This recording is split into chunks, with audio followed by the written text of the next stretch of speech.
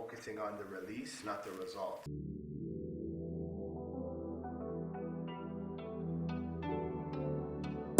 Welcome to the Healing Manifest podcast. My name is Elijah. Unfortunately, our co-host could not make it here today, but we're wishing Benita the most of well wishes. But still, I want to wish everyone an amazing 2025, and I'm grateful for everyone that's here with us today. To start off the year, I want to introduce our guest here. He is an artist/producer. He's under Eric Bellinger's label, All Wins ENT. Please welcome my guest here today, TennisxClub. Good. How are you doing, man? Good, bro. Good. Ready for the year. Honestly, I was looking through everything, and I didn't even get to mention it yet, but you have the Hip Hop Guru podcast as well that you work on, and I gotta say, I took a lot of inspiration from you guys as well. So to have you here, it's great to see. Shout out to Alex. Yeah. That's my guy. There's not a lot of good people in the industry, but he's a loyal one. So He's a good heart. That's what I appreciate. Both of you guys, honestly.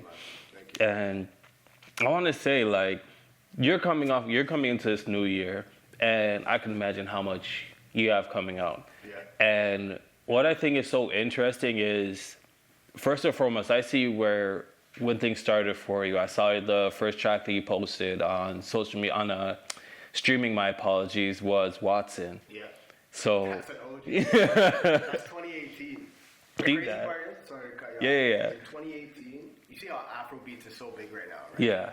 In 2018, when I was doing my thing, my first song, I was like, you know what? I'm not an artist, but I want to try and do music. And I'm so fucked up in the head, I was like, let me do Afro beats. I'm a white guy. So let me challenge myself and do something I shouldn't be doing. And that was 2018. And at that time, when you're uploading music to your distributor, so my DistroKid, they didn't even have an Afro beats category. Yeah, it wasn't there yet, It was yeah. called World. It was either reggae or world. Yeah. The categories, the closest ones I could choose. So I've been doing this since. These guys that are all claiming Nigeria and all that stuff like that, they were having fake New York accents at Caravana. Now all of a sudden they're Nigerian in 2025. So I've been doing this since 2018. So I'm not new to this, you know? And I remember seeing, that was with Permanent Vacation too. That was I guess that was your first collective that you're with at the time, yeah. No. Permanent Vacation actually was the label that I wanted to start. But then there's a clothing brand called Permanent Vacation. Oh, okay. So I saw that and I said, okay, they're already killing it, those guys. So I'm not going to do that. I don't want to copy them. There's going to be too much issues with the names and all that. So I changed it. And just under my own name. And then now, all these years later, I'm with Eric. So everything's going. Everything worked out for you there. Yeah. Now, it sounds like you were saying that was the first song that you ever recorded, was it? Yeah, it was my first song ever. Wow. Yeah. And my second song, which was called Motherland, it was just about African women. Obviously, who doesn't love them, you know? Yeah. And second song I ever made got on New Music Friday Spotify. So I've just been kind of having, I wouldn't call it luck, but as we were talking about earlier, I have ADHD, very severe ADHD. So I can really lock in on something when I decide to do it, and I guess I can get to a decent level very quickly, you know? So it's pretty crazy. So how did you ended up so first it sounded like there was a thought process for you with creating Watson, right? Yeah. And you were very much okay, this is going to be a bit different. I want to do in this lane. Now, you've gone from there where you still have, I see with even recent songs that you've put out, you still have bits of that Afro fusion that's in there, right? Yeah. How was it for you kind of realizing, okay, this is my sound right here. This is kind of developing your own sound essentially. How did that come about? I was just a fan of the genre.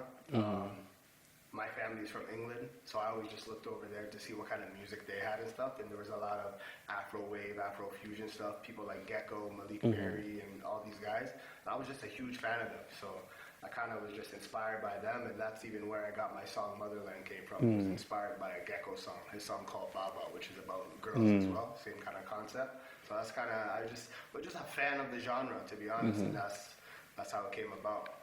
And I saw even with the artwork that you had, what I liked about it is there was a lot of simplicity that just worked very professionally at the same time. So do you remember what it was that you were thinking when you were making the artwork, if you made it yourself or if you had someone that helped you make it? I've been doing everything myself, man. Yeah. The artwork, coming up with the songs. I have producers. Obviously, I wasn't a producer at the time, so I work hand in hand with the producer. Yo, I want to do this, do that, do that. I'm not a technical guy, but I can tell you the ideas and stuff, you know? So the graphic design was all mine. I've been doing that. The visuals, me, I've been doing videos since I was a teenager skateboarding, so I've been doing all that stuff. Like, yeah, pretty much just doing 95% of the work myself, yeah. And like, so with you, first and foremost, doing like a lot of it, like, it takes time. Like, I've had to learn even myself when I was getting into doing thumbnails, doing cover arts as well.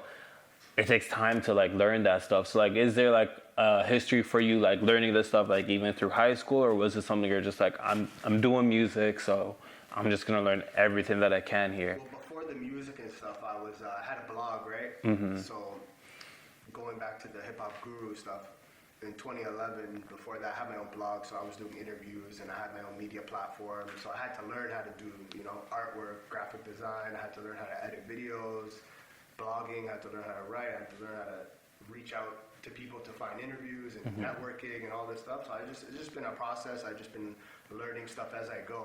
Like, someone will hit me up and be like, yo, I got this job. Can you do this? I won't even know how to do it, but I'll just say, yeah, I can do it. Just to not miss the opportunity, you know, and then I'll learn it on the fly kind of thing, you know? And like, another thing, because I noticed that with that song that you had, it was, first and foremost, that was the first song and you hit over 1,000 plays. The Watson one? Watson, yeah. Yeah, I think it's like... I think it's at 7,000. 10,000 right now. Or 10,000, yeah. I think. So... 5,000 on YouTube and like 10,000 on Spotify. Yeah. Now, for yourself, because a lot of artists, like, struggle and like it's hard getting to that one song to hit over 1,000. Yeah. Like, how was it for yourself when you started seeing its success? You started seeing its growth, and with everything you're putting into it growing. I mean, for me, I think I kind of like I was already 10 steps ahead of anyone who just say, you know, you decide I want to be an artist, but you don't know anything else. You don't know behind the scenes. You don't know how to make a video. You don't know how to network. You don't know how to do PR stuff. I kind of learned all of that stuff first. From like the blogging. I was like miles ahead of a lot of people, you know? And my producer that I'm working with for Watson, his name's Osama Verse. He's from here, but he goes back and forth to Czech Republic and stuff. And he works with one of the biggest artists out there. His name's Ben Christoval. And so we did Watson together, and Czech Republic was showing lots of love to the song. So that's kind of like how Ben was promoting it, and Osama was promoting it. So like, they were kind of like helping me out in a big way at the beginning, you know? So like they were able to be like, hey, like, we like what you're doing. You had like networking, and so they... Exactly. And even to the point where that Ben guy I'm telling you about, he's the biggest artist in the country. He sells out O2 Arena like independently and all this stuff. So in 2022, I went to Czech Republic to go to his show. He does like an annual show at the O2 Arena. And I'm going around getting some popcorn or like a snack or something like that, and all these people are coming up to me, TennisxClub, in their Czech accent. Yeah. Can we get a picture? I'm like, this is crazy. You know? Yeah. Like, in Toronto, I'm like technically a nobody, you know, but when I went over there, like, you got people that were able to show you love. Multiple people showing love. I went to the after Wow. party club. I'm like drunk walking out of the party, and all these girls are TennisxClub, come here, and I'm just like, what the fuck? This is crazy, you know. I wasn't expecting it. That was one thing I was going to ask you, because I think I saw you had a collab song that you did. Like, you guys had the song you featured on, and I was like, whoa, like, if I remember correct, that was like your third song or fourth song? The one with the Ben guy I'm telling you about? Yeah. Yeah, that was Naughty Lovers. So Not yet. Yeah, that was with Ben Christoval. So he showed me love, give me a free feature. He didn't have to do that. Wow. Like, imagine like he's Drake of Czech Republic. Yeah. You know, like, you can't go anywhere without being seen. So like, that was a blessing, you know. And like, shout out to all the Czech Republic. I love that country, man. And like, for you to have that, like, you're seeing yourself, like you said, like, you saw yourself, you're doing that on the blog, you put the work in for the networking well before you started doing the music. But I can only imagine for yourself at such an early stage, like, you're seeing yourself being able to get certain things going. And there's actually another thing that you got as well, I'm going to get into in a second. I want to give that its own space for you to speak on. But for you to get his, like, cosign and everything, how was it for you seeing things grow in this manner? Like, how did it feel? Yeah, like, so early. Cool, yeah. It was cool, but honestly, like I said, I've seen every side of the industry pretty much over like the past decade plus, doing everything that I've done, and that stuff doesn't really like excite me, you know. I just really want to just create cool stuff and just be happy with it. And like when I first started making music, there's a lot of people like, oh, why are you making that type of music? Like, you're a white guy, like, chill out, dude, what are you doing, you know? And it just like kind of made me feel insecure for a few years, so I stepped away from it for a bit. But now, like, I don't care, you know. Like, I've got that confidence now, and like, as long as I'm happy with what I made, I'm good. I don't care if it gets 2 views. If I think it's like the fire song, that's amazing, you know. Explain even that alone, like that period where you're like, people are saying I'm white, I can't do this, like that in between stage where you were kind of thinking if you should, like, walk me through like how that was for like your mental and like what was happening for you in that period. It was bad because it's like almost as if I didn't really like love myself or like even know who I was at that point, you know, like, oh, should I even be doing this stuff? Like I was kind of listening to the chatter and like actually taking it in a bad way, you know, and I wish I never did that because I probably would have kept going and going, you know. And it's like, and that's the thing I do find, like, first and foremost, being white, being a rapper, there's a lot of people who are already like, oh, are you allowed to do this? But like, how are we gatekeeping what someone can do versus what someone can't do, right? Like, and I can imagine for yourself being someone who's directly impacted by that kind of chatter. Yeah. But it's interesting because all these people are saying this, but you were able to, in your second song, Motherland, get a co-sign from Akon. Akon is like, yo, this is sick. Yeah, like, he was like, yo, the song is dope. I got his manager's contact and all that. We were talking for a bit. Nothing came out of it. Yeah. But like there was some serious talks going on about like, you know, doing whatever. It didn't work out for obvious reasons, and it led me to Eric Bellinger. Yeah. But which I knew already from 2016. But we'll get there. I'm rambling, but yeah, you get what I'm saying. Yeah. Because like, I mean, in general, just being able to be in a room with Akon and be able to have him be like, oh, I like this track. Yeah. Like, these are things that it's amazing. And for you to have, like, when I was going through like all your stuff, me seeing that for you, I'm like, bro, like, first and foremost, like, you deserve like applause. Yes, it goes back to the point I was making about like, you know, being insecure about people saying, oh, why are you doing this type of music? And stuff like that. Like, you're not allowed to do this type of music. But then I show my song to Akon, who is like the symbol for Africa. Yeah.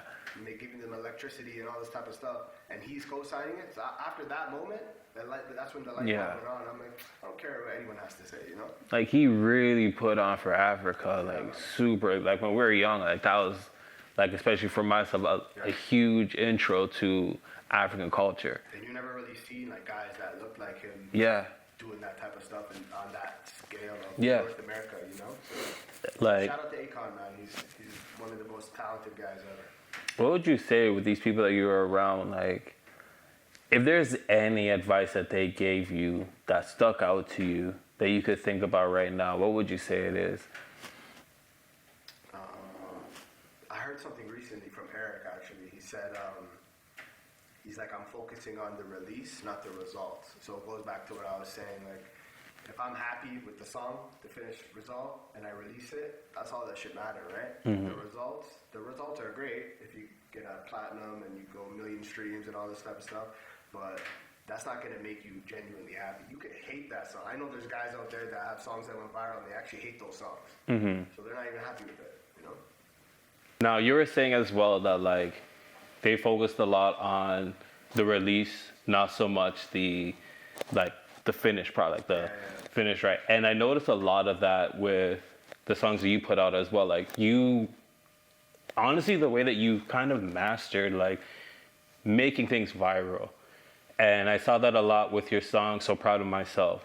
And you walked a lot of your complete sober journey through that song. And it told the story through the song.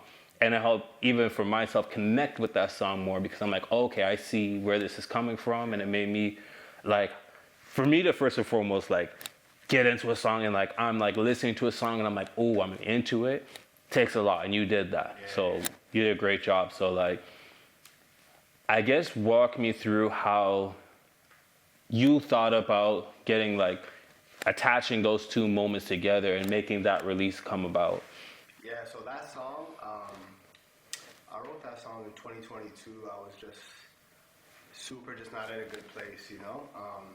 But the funny part is, like, you know when country started to get, like, popular and stuff, right? So one day I was just in my kitchen, I was just messing around, you know? Like, I'm like, let me just joke around, let me see if I can do a country song. I was doing Afro beats before, Yeah. so it's like complete opposite Yeah. thing, you know? So I was like, let me just try it, mess it around with the southern drawl and all that stuff, you know? And then I'm like, yo, this actually sounds kind of fire, you know? So Yeah. I kept doing it, I finished the track, and at that time, I was doing a lot of camera stuff. I picked up a camera again, and I was actually going to quit music. And then the following year, Eric Bellinger came here on tour, right, in February. And I known him since 2016, so we linked up, and he's like, yo, I got a free day, let's go to the studio. So I went to the studio, I'm like, yo, check this song out. Because he didn't know me as an artist before, right? I was the camera guy, I was doing behind the scenes stuff for him. And I'm like, yo, Eric, check this track out. And he's like, yo, what the hell, this is crazy. He's like, you made that? And he's like, yo, we got to drop this on my label. I thought he was just joking, you know, we're drunk, having fun in the studio. Yeah. And then the next day I asked him again, when we're sober.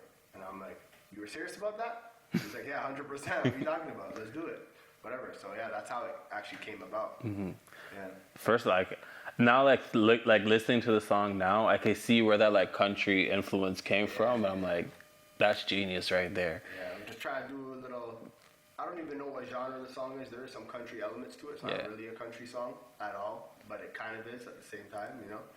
So. But it's genre bending, and I find that, like, there's a lot of artists who like to focus a lot on fitting into genres because, like, you want to get on the playlist, you want all these things to happen, and you have to kind of submit things within genres. But if you look at a lot of what pops off, especially recently, it's utilizing genre bending and doing things that are so different within that genre. People are kind of like, oh, does that fit here?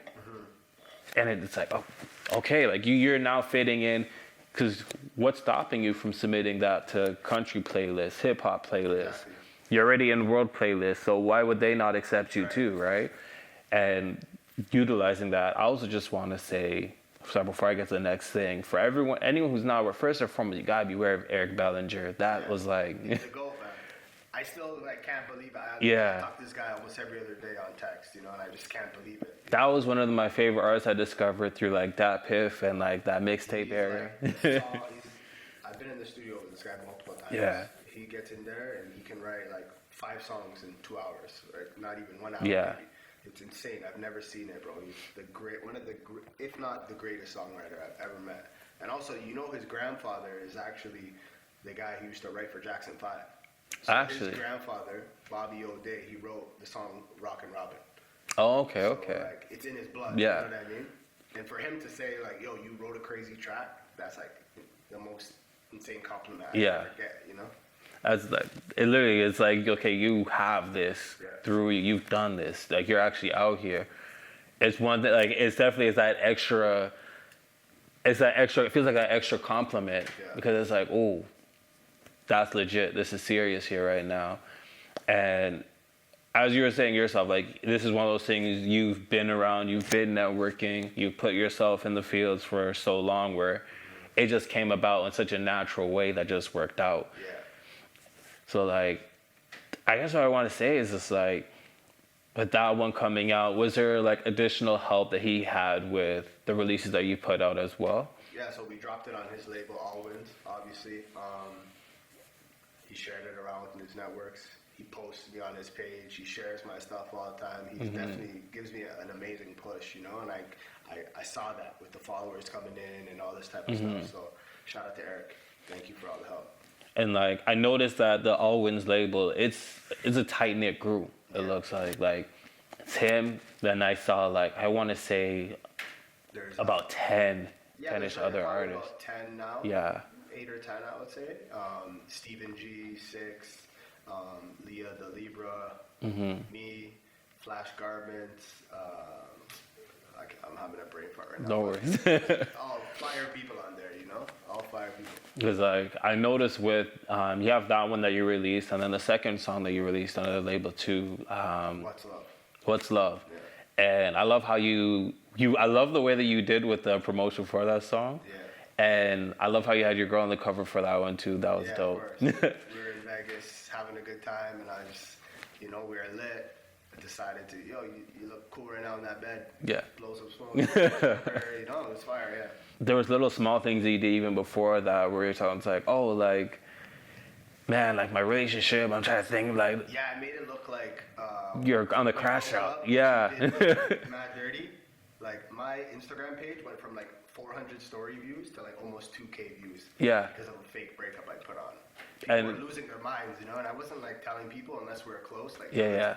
don't worry about that. It's just like for promo, Because I remember at first, I was like, when I first saw it, I was People like, were bro, tweaking because it's not something I would do. Like, Yeah. I'm not gonna Yeah. put my business out there like that. Yeah. I was like, at first, I was like, yo, you okay? You're like, yeah. Shout out to my girl. She was a good sport. Yeah. And we had fun with it. Everyone's like, yo, what the fuck's going on? And me and my Yeah. girl are just there. We're just Laughing. We're like, yo, everyone's losing their mind right now. And that's where, like, when I finally seen this song come out too, I was like, And then when the song dropped, everyone's like, okay. this guy's a genius. Like, And that's another thing. When I show Eric the stuff I'm doing, he'll be like, yo, you're a genius. What the hell? Yeah. This is crazy. And I'm just like, how is this guy telling me I'm a genius? yeah. It should be the other way around, Does that ever, because I know even things I do, when I start getting compliments or I start seeing girls, sometimes even myself, I'm there like, do I deserve this? It's imposter syndrome, bro. Yeah. I suffered from that shit so bad for the last 10 plus years, bro. Yeah. Just getting over it now. Still have it. We all have it. We're human. We have emotions and stuff, but I'm slowly getting out of that. And when you get out of that, it's like no one can stop you, You just have to let that logic flow in of like, I'm clearly getting this. I'm clearly doing something right. Let me just keep in the motions. Straight up. And like, I just want to know, like, anything. Like, I do know I saw that you're doing another sober challenge for yourself for the new year. And like, I guess with that, like, with the music coming out, any other things coming out for the new year for yourself? Yeah, so last year we did the 100-day challenge, right? So it was 100 days of no alcohol, absolutely none. Clean eating, so like, chicken, veggies, fruit, all the clean stuff. No bad carbs, no junk food, and gym 6 times per week with 1 rest day. That went amazing. I lost 35 pounds, started to feel amazing. And then, summer hit, and then I went Vegas, Jamaica, San Francisco, LA, and Things happen. life just, went to, not to shambles, but like, I enjoyed myself thoroughly. Yeah. To the point where it's like I almost went back to square one. Not as bad as where I was before, but like still like not the greatest. So I'm starting it again. I started on January 2nd. I think, what are we now? Day 10 or 11 right now? Yeah. And doing the exact same thing again. And And the funny thing is, after this 100 days is going to be the 1-year anniversary of my song, So Proud of Myself. okay. The exact day when I'm done the 100 days. Oh, we're gonna need something for April that. 12th. So what I'm going to do this year, you guys are going to be the first to know, is that I'm dropping an EP, a So Proud of Myself EP, and it's going to have different versions of the song. Okay. Acoustic version. I already did a dance remix to it last summer, the day party remix, and then I'm going to have like an actual remix with features and slowed version, sped up version, all that stuff. Yeah. Okay. I like that. And it makes sense to do that for the reunion, like the anniversary, I should say. It's a good song, man, and I want to keep on promoting it. Yeah. A lot of artists, they drop a song and like they post the artwork, they maybe post a clip from the music video in one performance scene, and then they're done. It's like you gotta keep promoting the song for at least 6 months minimum for it to even get any traction. I think that's the thing people forget too, and there is that pressure that hits with making music where it's like, oh, like these big artists, like they're hitting like 100K on their, like when they release a song, but 100K budget. exactly. I don't have that. Like, obviously. but you know what? Like what we forget too is Frank Ocean has songs that he dropped. Yeah. I remember him saying that he had a couple of tracks that he dropped, and 2 years later it pops up. Even Bryson Tiller, I remember seeing that on YouTube. It wasn't even an artwork or nothing. It was just a picture of him in a grocery store, and there was like a shopping cart or something in the picture. And I remember seeing it. It was like 2,000 views. Yeah. Like a year or two later, that was at like fucking so many million. So like, just keep pushing the song.